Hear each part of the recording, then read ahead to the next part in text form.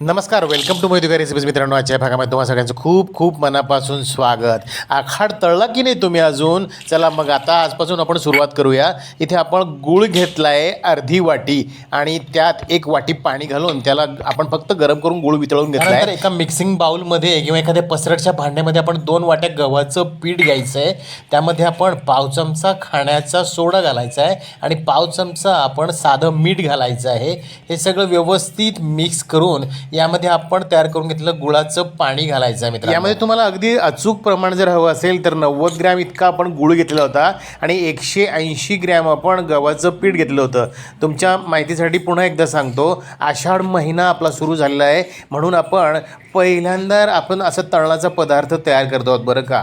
इथे आता मस्तपैकी पावसाची रिमझिमसुद्धा चालू झालेली आहे आणि मस्तपैकी अगदी थंडगार असं वातावरण सुरू झालेलं आहे. उन्हाळा संपवून आपला हा पावसाळा सुरू झालेला आहे. इथे तुम्ही बघू शकता अशा कन्सिस्टन्सीला आपण हे सगळं भिजवायचं आहे बरं का मित्रांनो. आपण जे तयार करून घेतलं गुळाचं पाणी होतं त्यात आपण थोडंसं आणखीन भांडं विसळून पाणी घालायची गरज पडली आणि असं घट्टसर बॅटर आपण तयार करून घेतलं आहे.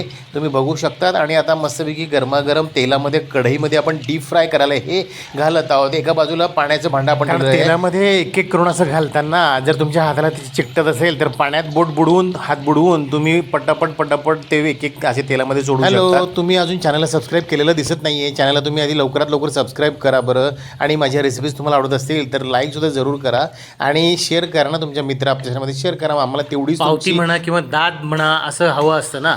बघा तुम्ही बघू शकता इथे आपण मस्तपैकी सोनेरी रंगावरती आपण हे सगळे गुलगुले तळून घेतले बरं का. एकही गुलगुला एकमेकांना चिटकटलेला नाही आहे. इतका अशा पद्धतीने हा मोकळा अगदी सुटसुटीत हे सगळं प्रमाण आपण अशा पद्धतीने जर वापरलं तर हे असे वेगवेगळे तुम्ही बघू शकतात. प्रत्येक गुलगुला हा अगदी वेगळा झालेला आहे बरं का सुटसुटीत.